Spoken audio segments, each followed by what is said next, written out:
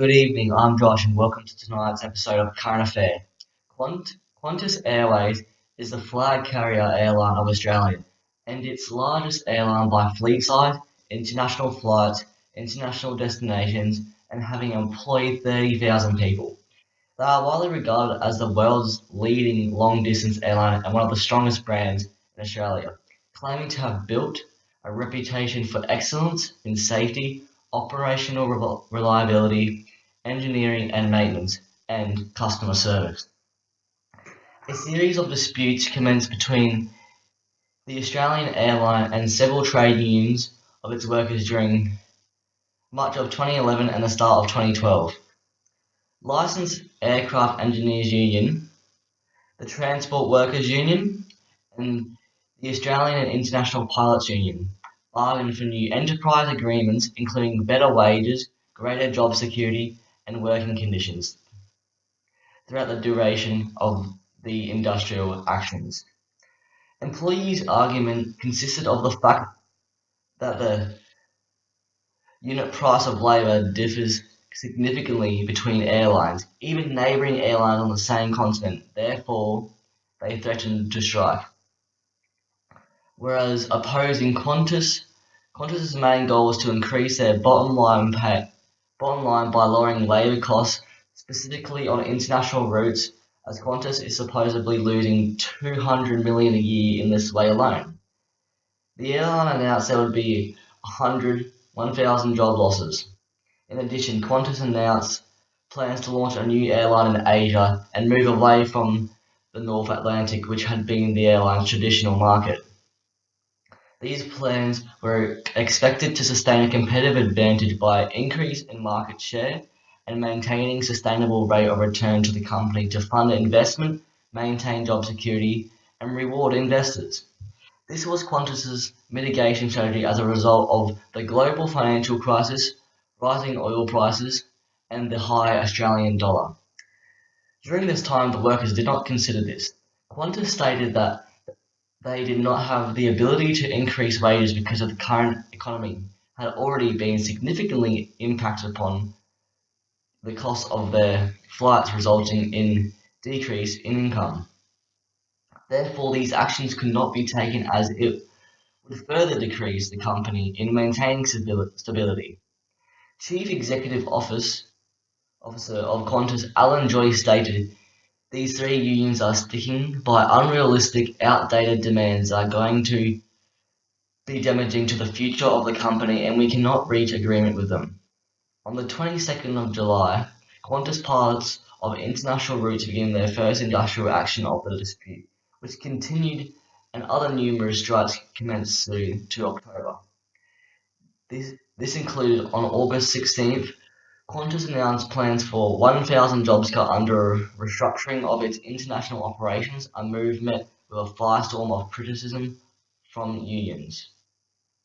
September 20, strike action by 4,000 Qantas bag handlers, caterers and freight workers disrupts travel plans for thousands of passengers and leads to the cancellation or delays of 55 flights across Australia.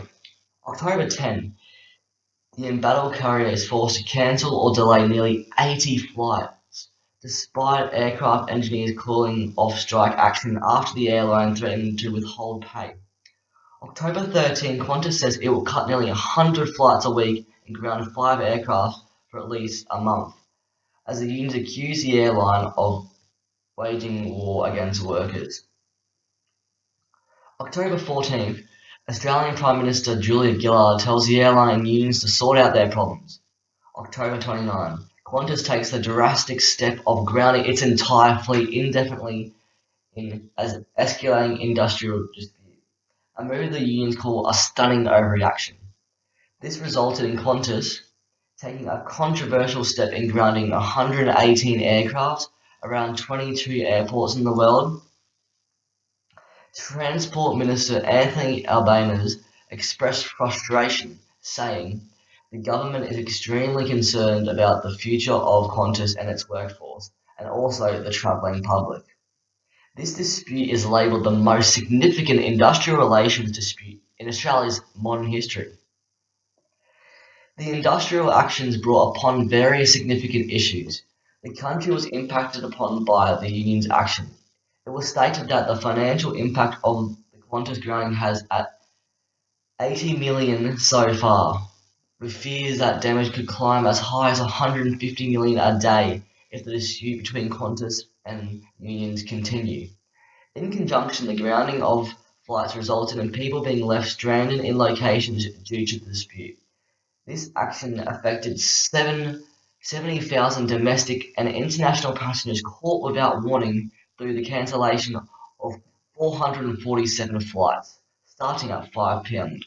on the 29th of October 2011. Qantas tried dealing with this issue by offering hotel accommodation and alternative flights to those who are mid-journey and cannot go home when the grounding takes effect.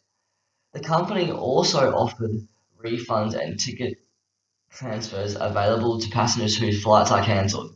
This caused Qantas to lose significant amount of customer satisfaction, therefore impacting upon the future of Qantas. Tourism is a significant industry for Australia. It generates 94 billion in spending and contributes nearly 34 billion in Australia's GDP. It directly employs over 500,000 people and earns nearly 10% of our total export earnings, making it Australia's largest service export industry. Australia's tourism industry estimates the financial impact of the Qantas grounding has at 80 million so far, with fears the damage could climb as high as 150 million a day.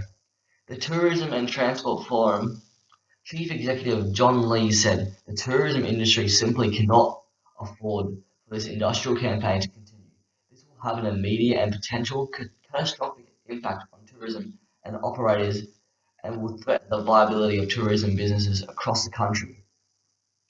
In industrial relations, 1999 it states to provide economic prosperity and social justice by providing for an effective and efficient economy with a strong economic growth. As a result of the dispute, it is evident that this legislation was ineffective in achieving its objectives. It must also be stated that Fair Work Australia did not intervene early enough. If they intervened earlier, there would have been a significantly less damage towards the tourism industry and the economy. It is recommended that Fair Work Australia review how it can get involved earlier in future disputes, reducing the overall damage. In 2011, the three unions TWU, AIPA, and ALAEA introduced industrial actions as the only lawful instrument under the Fair Work Australia Chapter 3 in their fight to receive higher wage. This action encompassed engineers completing work with their non-dominant hand, time stoppages daily for a duration of an hour, plus site walk-offs. However, this was not the case throughout. Various actions were unlawful but minor. Pilots began unauthorized in-flight announcements informing passengers of their campaign. This then resulted in the controversial action of Qantas grounding its entire fleet and locking out its employees. The lockout was considered employer response action legally brought under the Fair Work Act 2009 and the Industrial Relations Act 1999. For legal purposes, it was in response to protected action being taken by all three unions. These acts state employers do have the right to take protected industrial action while bargaining. However, under legislation there are some mechanisms for dealing with disputes that threaten public health and safety, or that threaten the economy as a whole.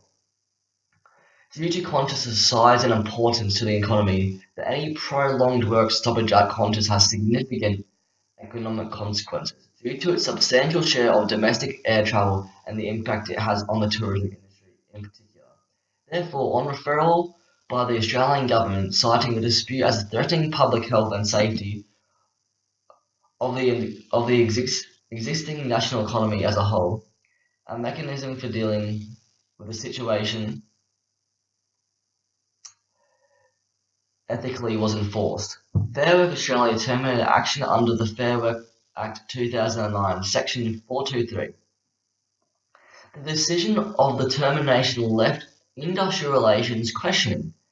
The National Secretary of Transport Workers Union, Tony Sheldon, says Qantas used the threat of more chaos to get its own way. It was evident throughout the dispute that both parties were lawful in their industrial actions. Besides the minor unlawfulness the union acted previously stated in this episode. Under Division 6 Industrial Relations Protocol Section 174(3)(b), it elaborates that a lockout by an employer is lawful only if the employer has generally tried to reach an agreement before the lockout starts.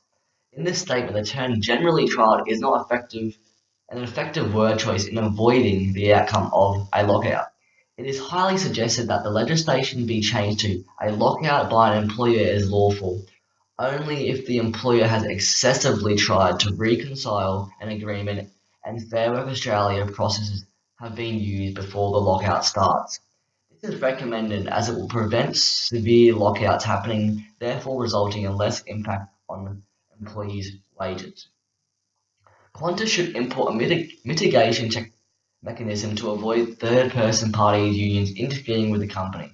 It is recommended that Qantas implement regular checks on employees in terms of their satisfaction or if there are any complaints that they would like to be attended to.